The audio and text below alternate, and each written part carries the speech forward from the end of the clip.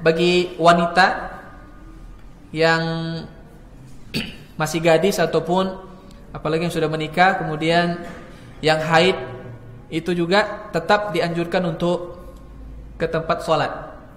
Kalau misalnya dia wanita haid, maka mereka membuat tempat di belakang, tidak sholat, kemudian mendengarkan khutbah Idul Adha atau khutbah Idul Fitri, sebagaimana yang dikatakan oleh Ummu Atiyah, sahabat Nabi SAW, seorang wanita. Dia mengatakan, kami diperintahkan oleh Nabi SAW untuk mengeluarkan anak-anak gadis kami untuk ikut sholat Idul Fitri atau sholat Idul Adha. Satu. Yang kedua, Al-Huyyat. Al-Huyyat itu wanita-wanita yang haid, juga disuruh keluar dari rumahnya.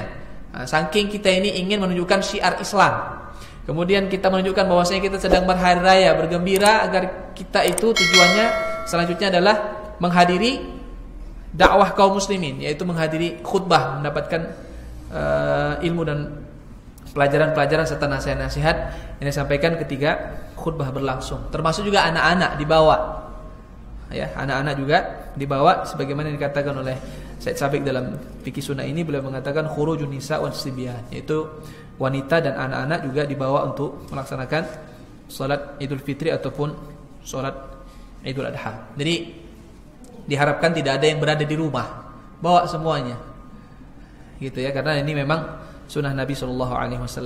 Bagi yang mungkin seandainya ada wanita, seorang wanita dia tidak dalam keadaan haid, tapi mungkin dia tidak bisa meninggalkan rumah, mungkin anaknya masih kecil sekali, masih bayi, nggak bisa dibawa mungkin. Pertanyaannya, bolehkah dia sholat sendiri di rumah? Atau ada orang yang nggak bisa ke lapangan untuk sholat, atau ke masjid untuk sholat, mungkin karena dia, mohon maaf, mungkin nggak bisa jalan. Maka bolehkah dia sholat sendiri di rumah? Jawabannya boleh. Bahkan dianjurkan. Dalam kitab-kitab fikih semuanya, di sini juga dalam fikih sunnah Said Sabiq ini banyak disebutkan perkataan ulama, termasuk juga perkataan para sahabat, di antaranya Anas bin Malik radhiyallahu anhu, sahabat Nabi SAW. Mereka semua menganjurkan bahwasanya bagi yang tidak bisa sholat Idul Adha atau Idul Fitri secara berjamaah, maka tetap dianjurkan untuk melaksanakan sholat masing-masing di rumah atau di tempat di mana dia berada. Kemudian mungkin nanti ada yang bertanya, tata caranya bagaimana kalau sholat sendiri? Yang pertama, bahwa sholatnya 2 rakaat. Yang kedua, ikuti tata cara sholat Idul Fitri atau Idul Adha seperti yang lazimnya kita lakukan secara berjamaah. Jadi caranya, takbir pertama setelah takbiratul ihram, itu membaca bertakbir 7 kali. Jadi totalnya semuanya rakaat pertama itu takbirnya 8 kali. Kalau kita masukkan takbiratul ihram.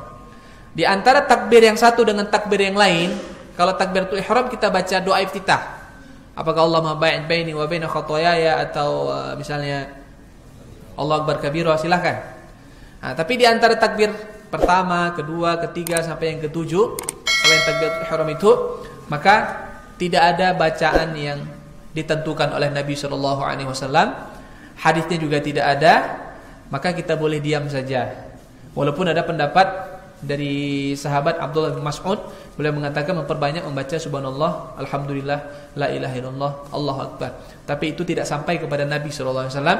Maka kita dalam Muhammadiyah ini, di tarjih Muhammadiyah itu hanya diam saja, tidak membaca apa-apa, hanya takbir Allahu akbar, kemudian takbir lagi. Tapi bukan berarti saat kita diam itu takbirnya terlalu buru-buru.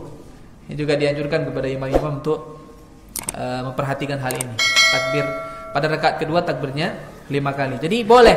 Dan kalau sholat sendiri di rumah tidak perlu dilakukan khutbah, karena khutbah itu hukumnya sunnah, tidak wajib. Bahkan mendengarkan khutbah pun gak wajib.